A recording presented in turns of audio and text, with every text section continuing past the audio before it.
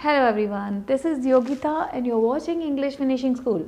सो दोस्तों, आज के इस वीडियो में हम एक ऐसे इम्पॉर्टेंट क्वेश्चन की बात करेंगे जो अक्सर आइल्स कैंडिडेट्स के दिमाग में बार बार आता है। Question of IELTS speaking interview, आप सबको पता है कि एक ऐसा मॉड्यूल है जो आपको एग्जामिनर के साथ फेस टू फेस देना होता है। There is no confusion about it. तो जब आप एग्जामिनर के सामने बैठे हो, ऑफ कोर्स वो आपके लिए स्ट्रेंजर है, तो कैंडिडेट्स अक्सर ये डिसाइड नहीं कर पाते कि आप उसमें फॉर्मल रहें या इनफॉर्मल रहें। तो यही वो क्वेश्चन है जो कैंडिडेट्स को कन्फ्यूजन में रखता है और जिसकी वजह से कैंडिडेट्स सही तरीके से अपनी इंटरव्यू को नहीं दे पाते और अक्सर बैंड स्कोर नहीं कर पाते। तो क्वेश्चन है कि आइल्स का जो इंटरव्यू है, स्पीकिंग इंटरव्यू, वो फॉर्मल है या इनफॉर्मल। तो आज के वीडियो में इसी के बारे में डिटेल में डिस्कस करेंगे कि अगर वो फॉर्मल है तो हमें क्या करना चाहिए और अगर वो इनफॉर्मल इंटरव्यू है तो हमें किस तरह के टिप्स को फॉलो करना चाहिए। सो वीडियो को एंड तक ज़रूर देखिएगा, बिकॉज आज का ये वीडियो आपकी आने वाली आइल्स स्पीकिंग इंटरव्यू के लिए बहुत फ्रूटफुल होने वाला है and it will help you to score a higher band. So, before we proceed, do not forget to subscribe our channel and also press the bell icon ताकि आगे आने वाले वीडियो के अपडेट्स आपको टाइम टू टाइम मिलते रहें। IELTS speaking interview, we all know कि आपकी फेस टू फेस इंटरव्यू है एग्जामिनर के साथ। इसके अंदर जब आपको तैयारी कराई जाती है, आपको अलग अलग इंट्रोडक्शन के क्वेश्चंस पूछे जाते हैं, तो अक्सर कैंडिडेट्स को ये बात क्लियर नहीं होती कि आप आइल्स के इंटरव्यू में जब अपीयर होते हो आपको उनके साथ बिहेवियर कैसा करना है, अपनी बॉडी लैंग्वेज के थ्रू, अपनी कम्युनिकेशन के थ्रू, किस तरह की वोकैबुलरी, किस तरह के ईडियम्स यूज़ करने हैं। तो मैंने बहुत से आइल्स सेंटर्स में बहुत से ऐसे ट्रेनर्स को देखा है, वो ईडियम्स का रट्टा लगवाते हैं, वो वोकैबुलरी का रट्टा लगाते हैं कि आइल्स स्पीकिंग की ये वोकैबुलरी है, इंट्रो क्वेश्चंस की ये वोकैबुलरी है, जो कि बहुत गलत है। क्योंकि आपको अगर रट्टा लगा के कोई चीज़ बतानी है तो आपको 100% जस्टिस आप उसमें कभी नहीं कर पाओगे। सो ये तो पूरी बात क्लियर है कि आपको कभी भी रट्टा नहीं लगाना।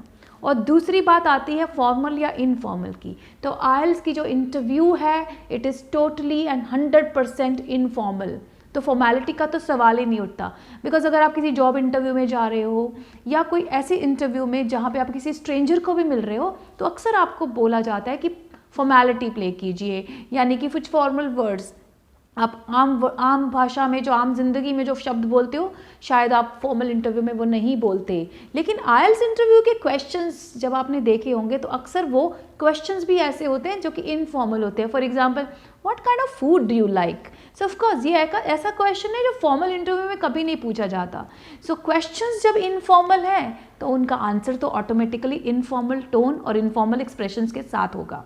तो ऐसी ही वोकैबुलरी, ऐसे ही ईडियम्स और ऐसे ही कनेक्टर्स यानी कि एंड, ऑल्सो को यूज़ करके हम अपनी आइल्स के इंटरव्यू को देते हैं।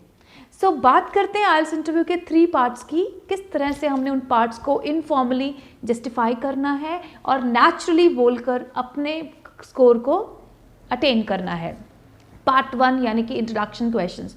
सो जब आपसे इंट्रोडक्शन क्वेश्चंस पूछे जाते हैं, 2 तरह के क्वेश्चंस बेसिकली होते हैं। या तो आप येस या नो में आंसर करते हो पूरा स्टेटमेंट देके, या फिर क्वेश्चंस होते हैं WH स्टेटमेंट्स के, जिसके आप स्टेटमेंट्स में आंसर करते हो। फॉर एग्जांपल, अगर आपसे पूछा गया do you like junk food और healthy food, so of course इसमें आपका आंसर या तो येस में होगा या नो में होगा। पर सिर्फ येस या नो बोल के आप एग्जामिनर को जस्टिफाई नहीं कर सकते। ऑफ कोर्स आपको येस बोल के आपको अपनी प्रेफरेंस बतानी है। Yes, I prefer to have healthy food because I believe that these days immunity and health is very important. So like this, आप अपना क्वेश्चन बड़े नेचुरली और बड़े ही इनफॉर्मल तरीके से देते हैं। अगेन, दूसरे तरह का क्वेश्चन आपको व्हाट या WH वर्ड से हो सकता है।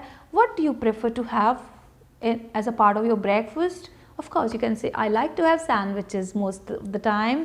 I like to have stuffed parathas most of the times. Whatever you have, you just express it. इसमें कोई भी फॉर्मेलिटी की ज़रूरत नहीं होती, जो आप खाते हो आप बताते हो, right. So this is the thing आपको बहुत ध्यान में रखना है कि एग्जामिनर के साथ किसी भी तरह का कोई फॉर्मेलिटी नहीं होना चाहिए। सर और मैम तो बोलना ही नहीं है, जो आप एक फॉर्मल इंटरव्यू में इस्तेमाल करते हो। आगे आने वाले पार्ट 2 की बात करेंगे। पार्ट 2 है हमारा क्यू कार्ड, जो कि एक मोनोलॉग मीन्स आप खुद बोलते हो, एग्जामिनर आपको उसमें इंटरफियर नहीं करता। सो जब पार्ट 2 क्यू कार्ड की बात आती है, तो जब आप अपनी स्पीच को, अपने मोनोलॉग को अलग अलग वे में, फ्लो में कनेक्ट करते हो, तो आप कुछ कनेक्टर्स का इस्तेमाल करते हो। राइटिंग टास्क 2 में आपको बहुत से कनेक्टर सिखाए जाते हैं, further more, more over, first and foremost, लेकिन इन कनेक्टर्स का इस्तेमाल आप अपने क्यू कार्ड के डेवलपमेंट में कभी भी नहीं करते हो, बिकॉज आइल्स इंटरव्यू इनफॉर्मल है, तो आपको इनफॉर्मल कनेक्टर्स यानी कि and, also, then, afterwards, by the way, I think, I believe, इस तरह के कनेक्टर्स का इस्तेमाल करके आपने अपनी स्पीच को नेचुरली कनेक्ट करना है और बहुत ही इनफॉर्मली प्रेजेंट करना है। So part 3 again follow up questions based on your part 1 and part 2। Part 1 आपका इंट्रोडक्शन और पार्ट 2 आपका क्यू कार्ड, इन दोनों के बेस्ड फॉलो अप क्वेश्चंस हैं। अगेन उनका आंसर्स भी आप अपनी इनफॉर्मल टोन में, इनफॉर्मल वोकैबुलरी के साथ करते हो। बहुत बार जो सबसे बड़ी गलती कैंडिडेट्स करते हैं, they actually try to force idioms into their cue card. Idioms की ज़रूरत जहाँ नहीं होती वहाँ भी डाल देते हैं, which is again a killer of your IELTS speaking. ऐसा कभी मत कीजिए। ईडियम्स को बहुत ही नेचुरली और बहुत ही कंटेक्स्ट में फिट करने की ज़रूरत होती है। आपका अगर एक ईडियम आपने लर्न किया, it can apply on 15 to 20 cue cards if you really analyse it, अगर आपको उसका रियल में मीनिंग पता है। सो आज के वीडियो के लिए बस इतना ही कि आइल्स की इंटरव्यू को नेचुरल तरीके से दीजिए, फ्लो में दीजिए और इनफॉर्मल तरीके से दीजिए, और आपका स्कोर डेफिनेटली बेटर होगा।